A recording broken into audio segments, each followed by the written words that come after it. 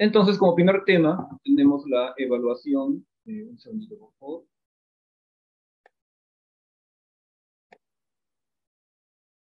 Entonces, como primer tema tenemos evaluando drogas nuevas aprobadas para TMDR de TV, ensayo clínico adaptativo multipaís, controlado y randomizado, está a cargo del doctor Sergio Muchin Toscano, que es un médico egresado de la Universidad Nacional Federico Villarreal, con maestría en Ciencias e Investigación Epidemiológica de la Universidad Peruana Cayetano Heredia. También es el líder de la sede de investigación del Hospital Nacional Hipólito Unanue de Socios en Salud Sucursal Perú. Presenta experiencia participando en ensayos clínicos en enfermedades respiratorias. Son investigador del ensayo clínico NTV-02 y NTV-OS desde el 2016.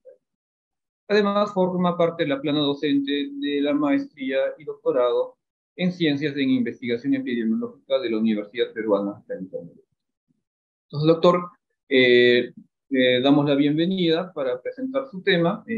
Tiene unos 15 minutos a partir del momento. Ok, muchísimas gracias, doctor Cornejo. A ver, voy a proyectar mi pantalla.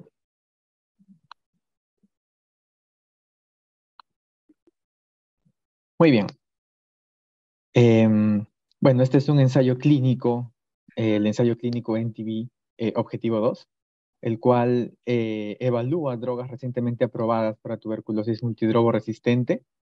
Corresponde a un ensayo clínico adaptativo, multipaís, controlado y randomizado. Esta investigación es llevada a cabo por los investigadores principales Lorenzo Guglielmetti y la doctora Carol Mitnick, pertenecientes a las instituciones de Médicos Sin Fronteras y Partners in Health.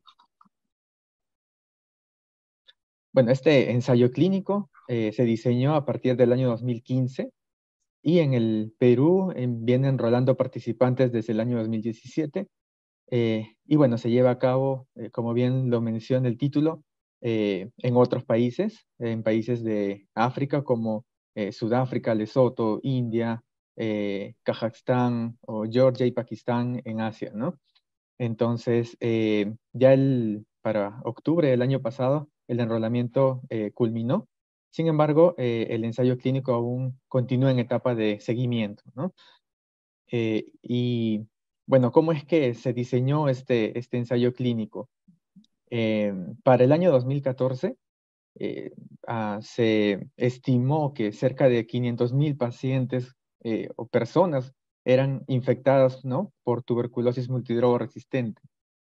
De esta cifra elevada, 1 de cada 4 personas eran diagnosticadas por los centros de salud, ¿no? Y de estas personas diagnosticadas, 1 de cada 5 eran tratadas.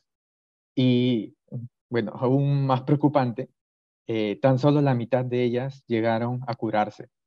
Entonces, bajo esta preocupación, el equipo de investigación de Partners in Health y de Médicos Sin Fronteras trataron de evaluar nuevos esquemas, ¿no?, y que incluyan nuevos medicamentos.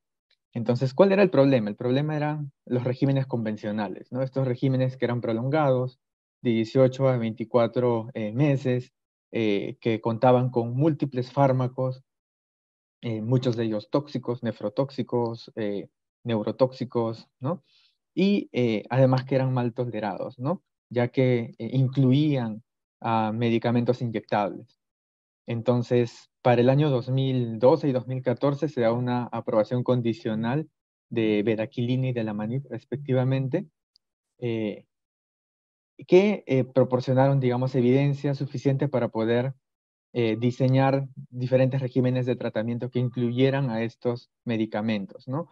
Si bien es cierto, hasta ese entonces habían ensayos clínicos que demostraban la eficacia de lamanid y de bedaquilina, estos tan solo incluían estos medicamentos a regímenes tóxicos largos y convencionales para evaluar esta eficacia, ¿no? Entonces surgió una necesidad, ¿no?, de evaluar ensayos clínicos autorizados con regímenes optimizados que incluyan las drogas nuevas y otros medicamentos reutilizados que sean esquemas con una duración corta y sin inyectables. Por lo cual el objetivo general de este ensayo clínico fue evaluar la eficacia de regímenes experimentales específicamente 5 regímenes experimentales, a las 73 semanas posterior a la teorización en comparación al grupo control, ¿no? Y en términos de no inferioridad. Como objetivos secundarios de eficacia, también se evaluaron estos mecanismos a las 8, 39 y 104 semanas, y en términos de seguridad, evaluar, ¿no?, la proporción de presencia de eventos adversos de grado 3 o superiores, eventos adversos graves o eventos adversos de especial interés, ¿no?, que vamos a mencionar más adelante en qué consisten estos eventos.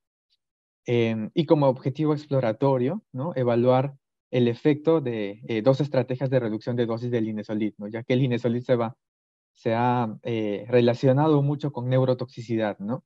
Entonces, valorar este efecto en 2 estrategias destinadas de forma aleatoria, de hecho, eran importantes para los investigadores.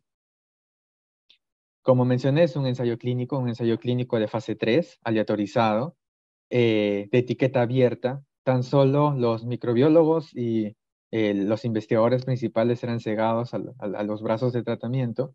Multinacional, se desarrolló en 7 países, con un brazo control, y se asignaba el tratamiento experimental o control de forma paralela, ¿no?, a cada uno de los participantes. Era un estudio de no inferioridad, lo cual atribuía cierto grado como un estudio pragmático, ¿no? Y esto debido a que tan solo al demostrar que no hay inferioridad entre el brazo experimental y un brazo control, de hecho, la forma en la cual se desarrollaban estos brazos experimentales, es decir, con tratamientos netamente orales, tratamientos cortos, eh, y con drogas eficaces, pues harían que este ensayo clínico tenga un diseño pragmático, ¿no? Y no solo pragmático, sino también adaptativo. Ahora vamos a pasar a esta diapositiva en la cual vamos a ampliar un poco más sobre el diseño de aleatorización bayesiana adaptativa que desarrolla el ensayo clínico en TB, ¿no? Y es que eh, primero se generaron bloques de 30 participantes por cada brazo, ¿no? Y luego se iba a evaluar, ¿no?, la eficacia de cada uno de estos grupos, ¿no? eh, el brazo que tendría, digamos, la mejor eficacia, tendría mayor probabilidad de asignarse a un participante, ¿no? En cambio, aquellos brazos en los cuales se veía que tenían una eficacia reducida en comparación al resto, iban a dejar de ser seleccionados de forma aleatoria, ¿no? ¿Y esto con qué finalidad, digamos? Con la finalidad de que eh, al conforme vaya transcurriendo el ensayo clínico, tengamos grupos que los grupos experimentales más eficaces tengan tamaños de muestra mucho más grandes, ¿no? Lo cual pueda dar un mayor grado de potencia estadística al momento de evaluar las diferencias entre brazos experimentales y brazos control. Cabe resaltar que la probabilidad de asignación al brazo control siempre coincidía con la probabilidad de asignación del brazo experimental más eficaz, ¿no? Entonces, bajo este diseño adaptativo, se trataba de ser mucho más eficiente al momento de asignar las drogas de los medicamentos, ¿no? Y la composición del régimen estaba determinada, o sea, cómo es que se componían estos regímenes de tratamiento experimental, ¿no? Primero que al menos estos brazos tenían que contener al menos un medicamento nuevo, ya sea bedaquilina o delamanid, o en el caso del brazo 3 eran ambos. Todos tendrían que ser administrados por vía oral. No más de 2 medicamentos prolongadores fuertes del QT tenían que estar presentes en estos brazos. Y como prolongadores fuertes nos referimos a bedaquilina, clofazimina y moxifloxacino. Todos deberían contener fluoroquinolonas y piracinamida, y al menos 3 medicamentos potencialmente eficaces contra la tuberculosis multidrogo resistente, ¿no? Por último, los brazos experimentales tendrían una duración de 39 semanas y podría ser ampliado hasta las 47 semanas. Y en el caso del brazo control, según los estándares de cuidado común, ¿no? Por país, que corresponderían a un tratamiento de 18 a 24 meses. Entonces, habían determinados ajustes que se harían a las dosis de los medicamentos por bandas de peso, ¿no? Tal es el caso del levofloxacino, por ejemplo, que con peso mayor a 45 kilos tendría que asignarse una dosis de 1000 miligramos. O el caso del linezolid, ¿no? Que tendría una reducción de dosis a la semana 16 o cuarto mes y que correspondería a una dosis de 300 miligramos diarios o 600 miligramos 3 veces por semana, ¿no? Eh, para tratar de responder al objetivo exploratorio del ensayo clínico. Muy bien. Como mencioné, el brazo control se forma de acuerdo a las recomendaciones de la OMS y la orientación local, ¿no? Respecto a la eficacia, ¿cómo es que se midió? Bueno, se midieron mediante la proporción de resultados favorables a la semana 73 respecto a los resultados secundarios, semana 39 y 104, y además se evaluaba la respuesta temprana al tratamiento, ¿no? Mediante la proporción de pacientes con conversión de cultivo a las 8 semanas, eh, evaluado según un método de cultivo que para este caso era el MGT, el, el, el, el método utilizado, ¿no? Em, Respecto a la seguridad o la evaluación de seguridad, primero que trataron de evaluar la proporción, ¿no? En cada uno de los brazos, tanto experimentales como brazos control, la proporción de eventos adversos de grado 3 o superior, ¿no? Además, la proporción de eventos adversos serios, ¿no? Que corresponderían a cualquier caso que terminaría en un hecho fatal, riesgo inmediato a la vida, algún evento que resultara en hospitalización o prolongara la hospitalización de los participantes, algún evento que resultara en discapacidad o en algún defecto al nacer o anomalía congénita, ¿no? O cualquier otro evento que el investigador principal considerara importante, ¿no? Y que necesitara una intervención para prevenir los eventos adversos anteriormente mencionados. Además, se trató de evaluar como resultado de seguridad la proporción de eventos adversos de especial interés, ¿no? Y estos corresponderían a una leucocitopenia, anemia, trombocitopenia, muy relacionados a la toma del linezolid, por ejemplo, ¿no? O la neuropatía periférica, ¿no? Que es producto de un efecto tóxico del linezolid también. Obviamente la prolongación del intervalo QT, ¿no? Ya que utilizábamos medicamentos fuertemente prolongadores del QT. Neuritis óptica y hepatotoxicidad eran otros eventos de especial interés. Respecto a los criterios de selección, los criterios de inclusión corresponderían principalmente a aquellos pacientes con tuberculosis multidrogo resistente documentada, ¿no? Es decir, resistente a rifampicina y con sensibilidad a fluoroquinolonas. Pacientes de 15 años a más, o una voluntad de utilizar métodos anticonceptivos efectivos. También deberían de haber firmado un consentimiento informado antes de la participación del estudio y alguna residencia que pueda ser identificada por el personal de campo, ¿no? Los criterios de exclusión eran múltiples, solo para recalcar algunos de ellos, la hematología y bioquímica normales, ¿no? También, por ejemplo, algún antecedente de anomalía en el electrocardiograma o pacientes con cardiopatías también eran excluidos de este ensayo clínico. Respecto al seguimiento, fue un seguimiento de 104 semanas, ¿no?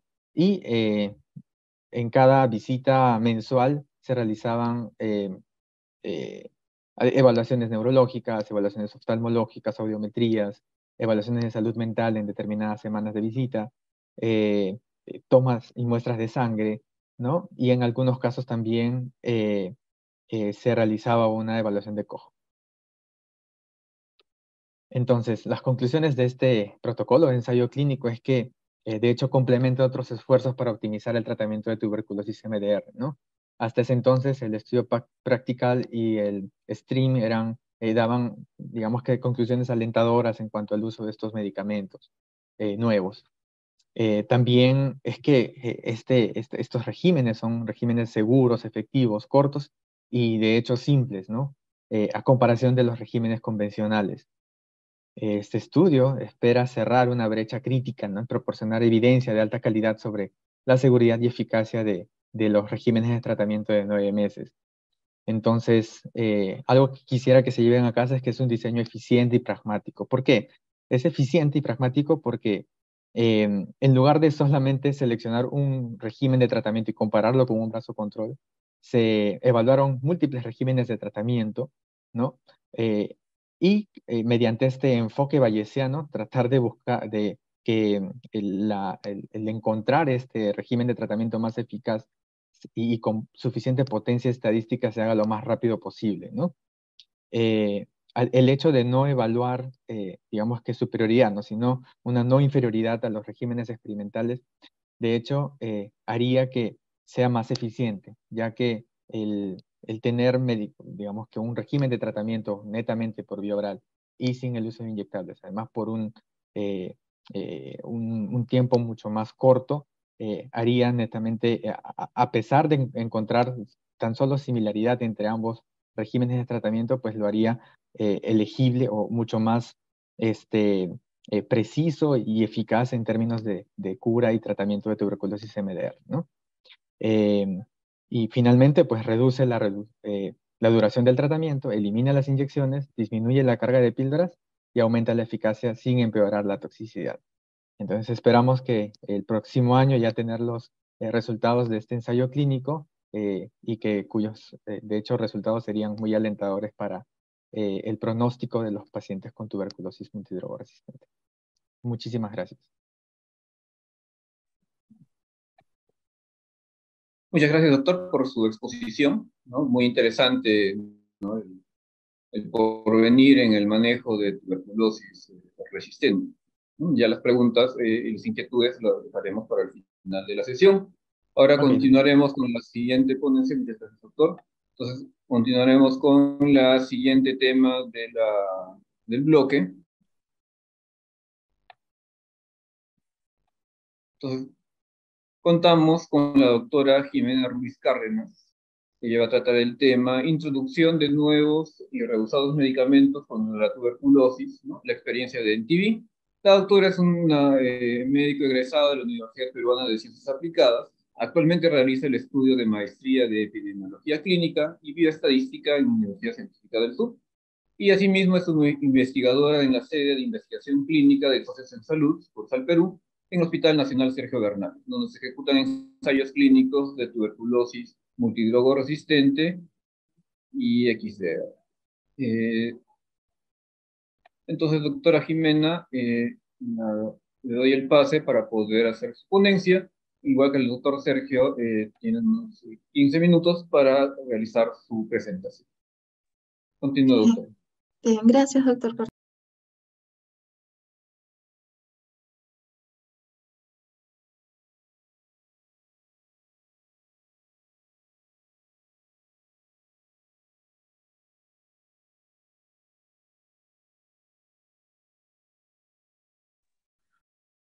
Bien, bueno, voy a presentar un artículo que es sobre introducción de medicamentos nuevos y reutilizados contra la tuberculosis, la experiencia de NTV.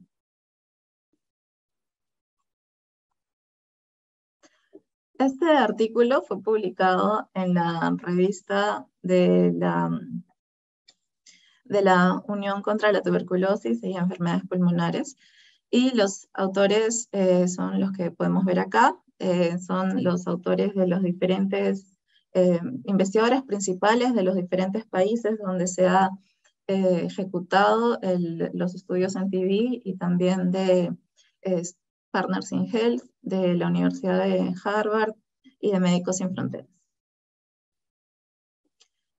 Para comenzar, tenemos que en el año 2015 se planteó esta iniciativa, la de NTV, con el fin de reducir las barreras que había en el acceso a los medicamentos antituberculosos, teniendo en cuenta que habían nuevos medicamentos como la beaquilina y delamanid, que habían sido desarrollados específicamente para el manejo de la tuberculosis, y también de otros medicamentos que llamaremos los medicamentos que podíamos reutilizar, como el Linezolid, que se utilizaba para otras enfermedades, y la clofazimina, que se utilizaba ya desde hace varias décadas para el manejo de la lepra.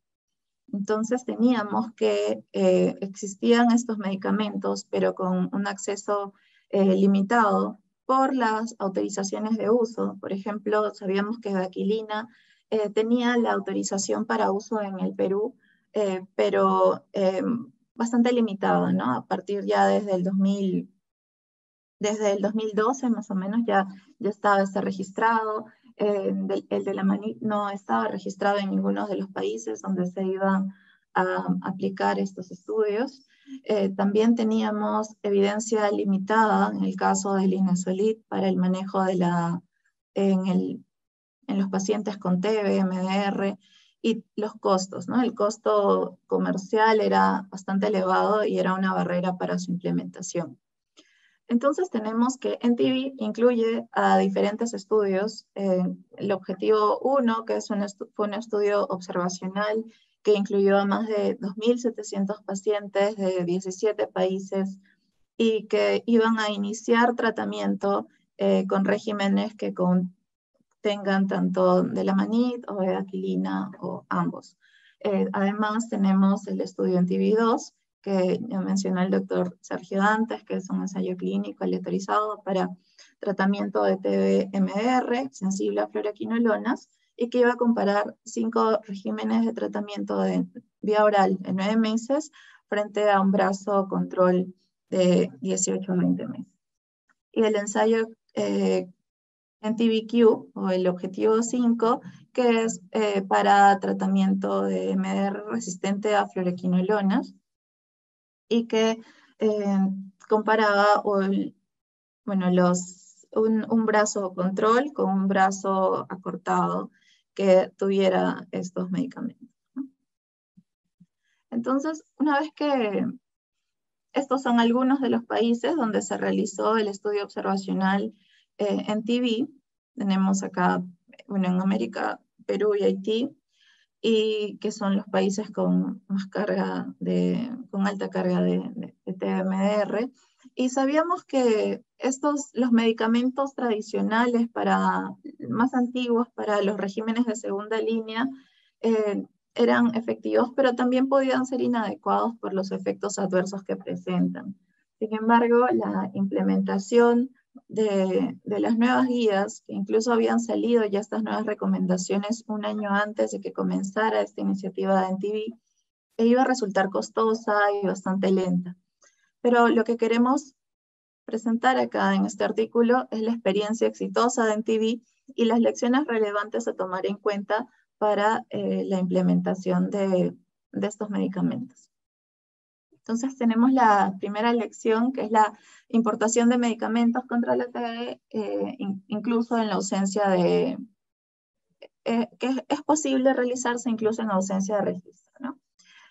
Bueno, como había comentado, solamente algunos países al inicio del estudio, en estos casos Armenia, Sudáfrica y Perú, tenían el registro de Aquilina, pero para usos muy específicos, para usos compasivos en algunos casos, y en ninguno de los países el de la manita estaba registrado. Entonces este podía ser un desafío para la importación. Esto generalmente es responsabilidad de los fabricantes, pero registrarlo en países que no iban a ser rentables generaba más demoras, ¿no? Entonces, ¿qué es lo que se vio? Acá teníamos que había que promover estos medicamentos con la información disponible, tal vez valerse del uso compasivo, que en algunos países era posible, o para lograr exenciones y poder hacerle frente a las demoras burocráticas que suelen haber, ¿no? Y de esta manera se permitió implementar e importar estos medicamentos. Y acá podemos ver cómo de los 17 países que participaron en NTV, en el estudio observacional, al 2020, de los 3 que inicialmente habían comenzado con registro de bedaquilina, ya habían al 2020 ya eran 6 de los países y otros que estaban en proceso de registro. La segunda lección que tenemos es que el énfasis en un buen seguimiento clínico es más importante que los reportes de farmacovigilancia. Sabíamos que la bedaquilina y el de la manit no habían sido muy utilizados más allá de estudios clínicos de fase 2. y la farmacovigilancia iba a ser fundamental para poder hacerle un buen seguimiento, pero también implementar esta farmacovigilancia iba a ser difícil en entornos de escasos recursos. Solamente valernos de los reportes post-marketing o algunos reconocimientos ya de eventos adversos cuando ya estuvieran muy avanzados no es lo ideal. Entonces, ¿qué es lo que se hizo? En todos los sitios de NTV se capacitó para se hicieron entrenamientos regionales para capacitar sobre la detección temprana, para realizar un seguimiento clínico de los efectos adversos.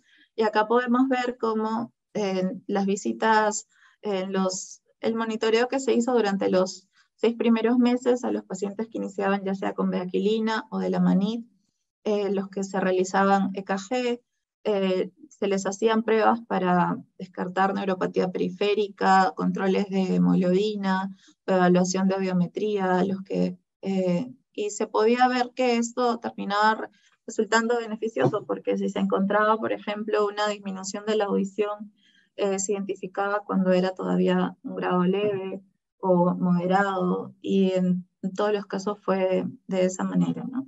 Y esto beneficiaba no solamente a los pacientes con TB, sino también con otras comorbilidades como pacientes con VIH, pacientes con diabetes o con hepatitis viral, porque como se hacían seguimientos estrictos clínicamente, sí se llegaba a algún reporte de farmacovigilancia, pero se identificaba de manera temprana. La tercera lección que tenemos son que las guías nacionales y los comités de expertos pueden facilitar o pueden obstaculizar la práctica innovadora. Entonces, bueno, como se ha mencionado, al inicio teníamos ya las recomendaciones disponibles de la OMS, pero esto todavía no se veía reflejado en las guías nacionales para poder utilizar estos medicamentos, ¿no? Entonces, ¿qué se realizó? A los médicos se les realizó capacitación sobre las últimas recomendaciones que incluían a los nuevos medicamentos, pero también se les informó sobre todos los efectos adversos de todos los medicamentos para TB en general, y que pudieran manejar esta información y para que tuvieran mayor confianza, porque lo que se veía es que al inicio, ante la falta de experiencia por no haber indicado estos medicamentos, uno podía tener bastante desconfianza al prescribirlos. Entonces, ¿qué es lo que se buscó? Apoyarse en los comités de expertos, y ahí es que se creó un comité médico internacional.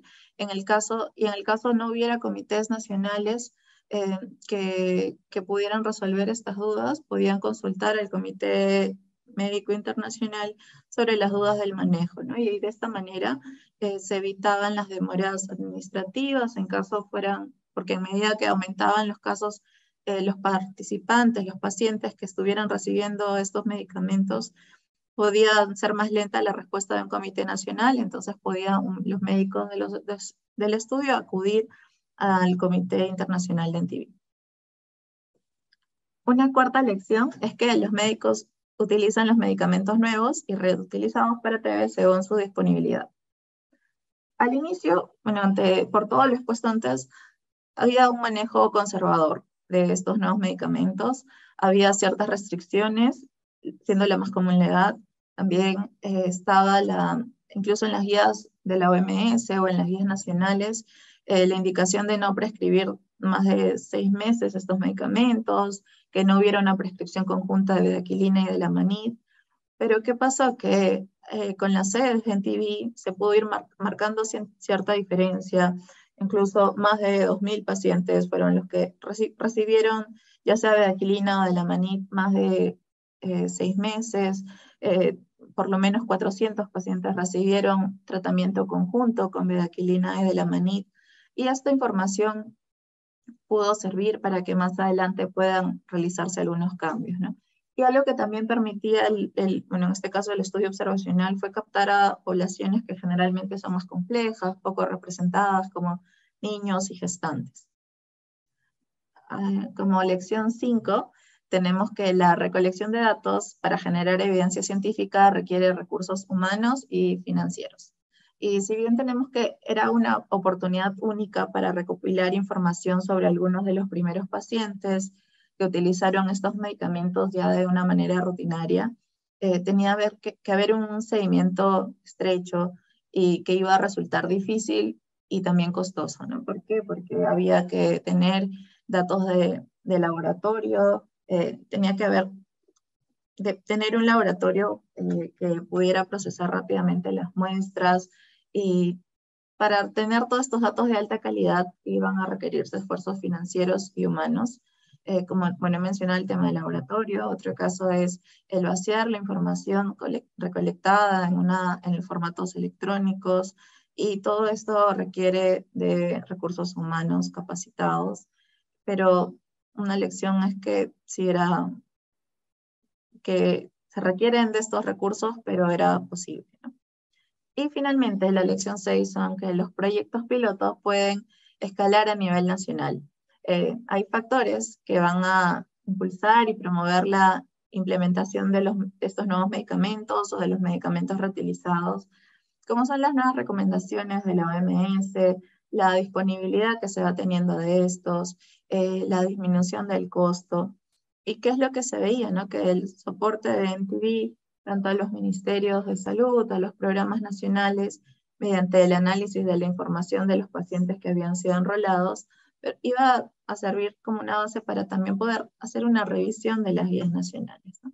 Y lo que se menciona en este artículo es la experiencia en concreto, por ejemplo, de Kazajstán.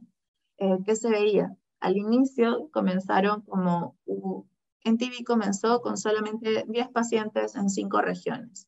Y estos medicamentos se veían como a través del uso compasivo. Hubo resultados favorables, fue una buena experiencia al inicio. Entonces el Ministerio de Salud, ¿qué es lo que pidió? Agregar a 5 regiones adicionales. Y ya después de estos 10 pacientes se logró enrolar no solamente 10, sino a 675 pacientes, que fue la cohorte más grande de pacientes de NTV. Y esto, además de los medicamentos que estaban llegando, había mayor experiencia clínica, había más acompañamiento, y finalmente lo que se hizo fue que toda esta información de NTV sirvió para que puedan actualizarse las guías y los protocolos nacionales, y que se agregaran las regiones faltantes para que puedan implementar estos nuevos medicamentos y estos nuevos regímenes. Y bueno, las conclusiones son que se han superado las barreras en la implementación de esta iniciativa, que se pueden dar exenciones para facilitar la importación, que el monitoreo clínico y la detección temprana de los eventos adversos es fundamental, y hay que enfatizar en esto para los mejores resultados. Y la data generada tiene un fuerte impacto en los cambios de las políticas nacionales. Como se puede ver acá, en el 2015, aquí están el número de pacientes que comenzaban con la prescripción de estos nuevos medicamentos desde que comenzaron en el 2015 hasta el 2018. Y eso es todo. Gracias. Muchas gracias, doctora, por su presentación, ¿no? Le agradecemos su tiempo con nosotros. Y igualmente que en la ponencia anterior, las preguntas van a estar para el final. Entonces, para terminar el bloque, vamos a pasar a la última ponencia. Está a cargo de la doctora Grenis Vargas Ponce. Ella es médico neumólogo, egresada de la Universidad Nacional Mayor San Marcos, actualmente médico neumólogo de la Clínica Jesús del Norte, miembro de la Sociedad Peruana de Neumología y de la LAC, y tiene publicaciones de trabajos de investigación en revistas nacionales e internacionales. Entonces, el tema que nos va a tratar es mutaciones genéticas que confieren resistencia a isoniazida en pacientes con tuberculosis en Lima Centro, ¿no? En el periodo de 2017 a 2018 en el Perú.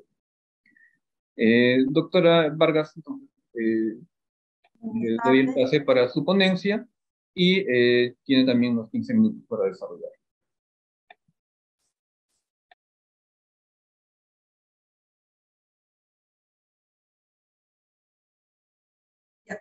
Muy buenas tardes con todos los presentes. Mi nombre es Grenis Vargas Ponce, soy médico neumólogo. El día de hoy les voy a exponer un trabajo publicado. El tema es mutaciones genéticas que confieren resistencia a isoniazida en pacientes con tuberculosis en Lima Centro, Perú, en el periodo 2017-2018. Este trabajo fue publicado en 2021 en la revista de Acta Médica Peruana. Allí pueden ver los autores. El planteamiento del problema, de este trabajo era identificar cuál es la frecuencia de las mutaciones asociadas con la resistencia isoniazida mediante la técnica de Genotype MTBDR+ en la DIRIS Lima Centro durante el periodo 2017-2018.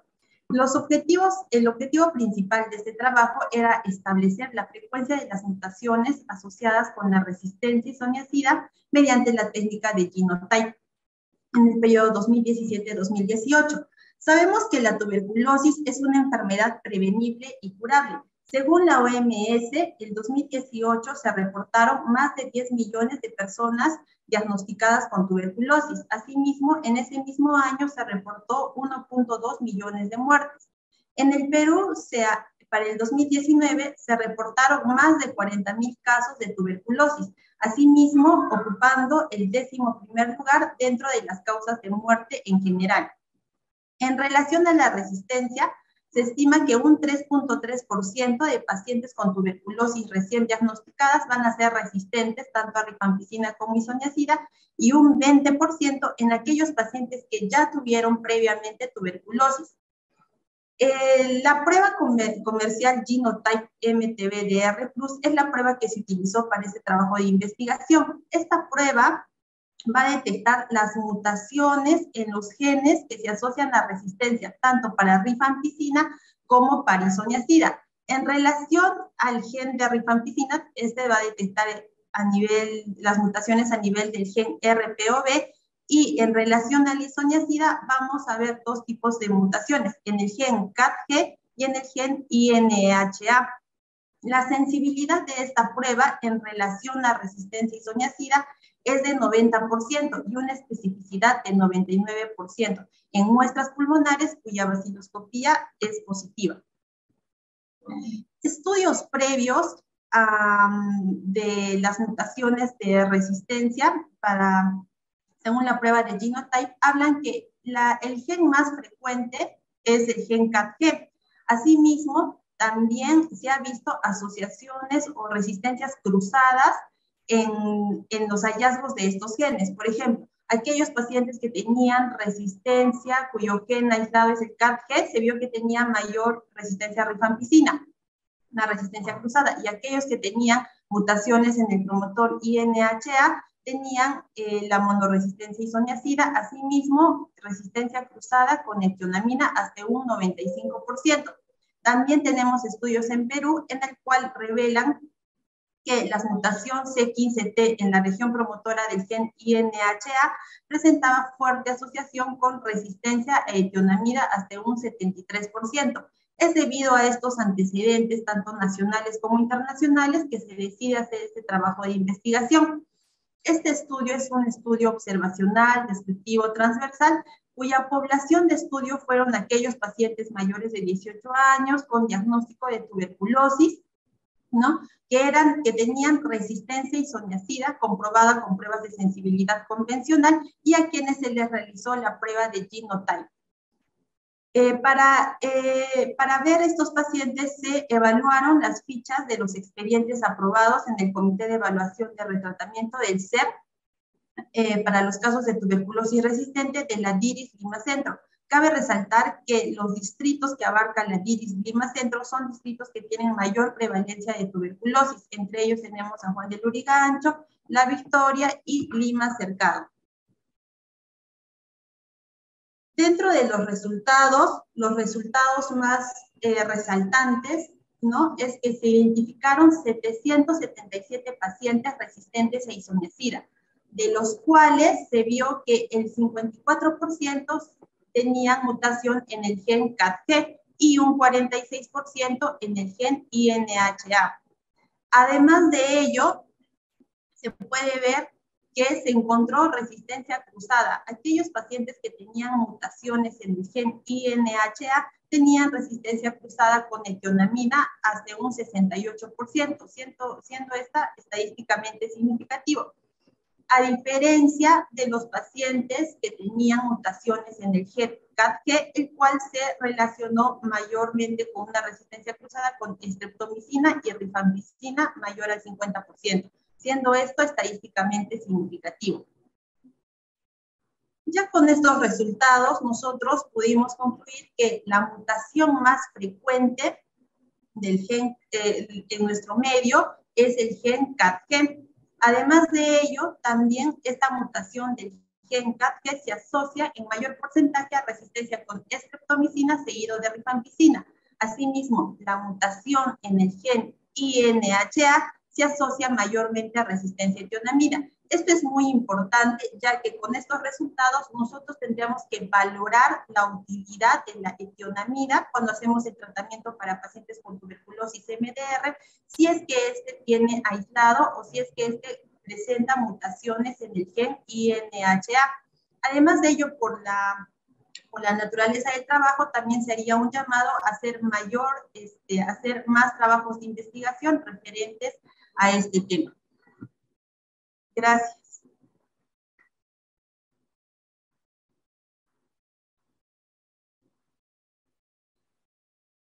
Muchas gracias, doctora, por su presentación. Bueno, gracias a los ponentes por su tiempo. Y vamos a hacer, ¿no? Tengo algunas inquietudes. Para empezar con usted, doctora Grenis, quería saber si esta evaluación de pacientes con resistencia isoniazida, ¿todos eran MDRs o gente a isoniazida? En relación, todos los pacientes resistentes a isoniazida, ya sean MDR, ¿no? Pero que tengan resistencia a isoniazida y que aparte de ello se le haya hecho la prueba de genotype, ¿no? Para ver qué gen era el aislado. Ya, muy bien. Y dentro de los pacientes multidrogo resistentes, no sé si tiene ese dato, de los que eran multidrogo resistentes, de los MDR, ¿cuántos eran INH, eran resistentes a isoniazida por el gen INH? Perdón, no le escuché, ¿cuál? ¿Del gen? Ya. Sí, de los pacientes que eran resistentes, ¿no? A isoniazida por el gen INHA, ¿cuántos de ellos eran MDR? Ya, más o menos del 46%, el total de todos los pacientes resistentes a isoniazida, del 46% tenía gen INHA. Ahora, de los pacientes que tenían el 46% gen INHA, de ellos la cantidad que eran resistentes a rifampicina para MDR más o menos era un 40%. Muy bien. ¿No? Que tenían bien. Entonces, había claro, en este caso ahí sí tendría, ¿no? Claro. Entonces ahí sí tendría valor pues el considerar lo de la tianamida, ¿no? Porque en los que eran, digamos, solamente resistentes a ISO, sensibles a RIFA, no tendría mucha relevancia esa parte. ¿Sí? Es muy importante porque está en cada vez más boga el manejo individualizado en base, pues, ¿no? A los hallazgos genéticos del bacilo tuberculosis que afecta a cada paciente. Claro, lo que actualmente lo que se recomienda es tener, ¿no? Gracias, doctora, por las aclaraciones. Y quería hacerle una pregunta a la doctora Ruiz. Doctora, estaba viendo en el cuadro que presentó sobre las evaluaciones de los pacientes en el monitoreo, ¿no? Que algunos pacientes no tenían, o sea, en su evaluación inicial no todos completaban el 100% de EKG y de la evaluación breve, ¿no? Para descartar neuropatía. No sé si habría algún motivo por el cual no completaron todos el 100% o eso dependió del esquema al cual estaban asignados.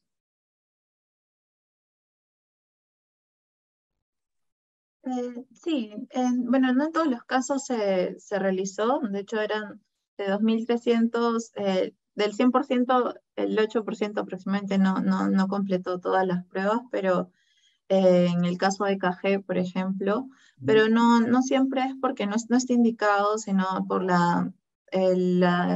porque los pacientes acepten realizarse todas las pruebas, por ejemplo. Y también por el tipo de medicamentos que iban realizando, que iban recibiendo en cada brazo. Muy bien.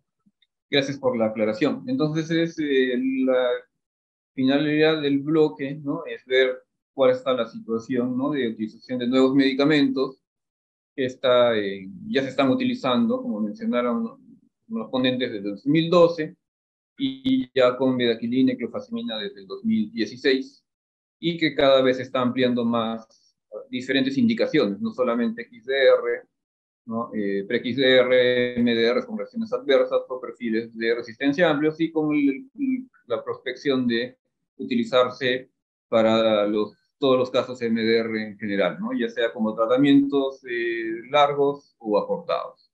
Y obviamente también ver la utilidad de poder diseñar mejor un tratamiento en base al perfil genético de cada paciente, que fue el tema de la última ponencia.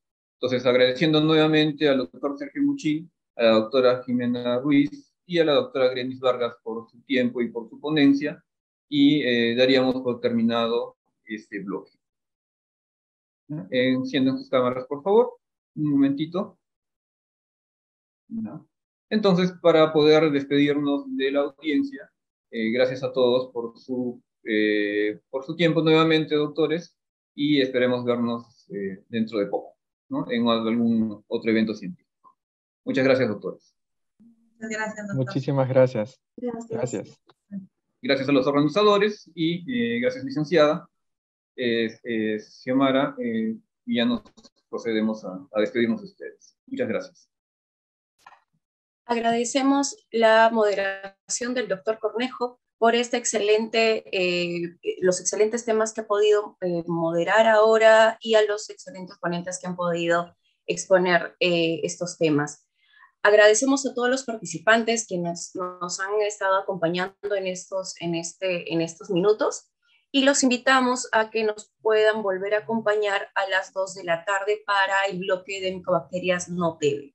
Muchas gracias a todos. Hasta luego. Nos vemos. Hasta luego. Gracias.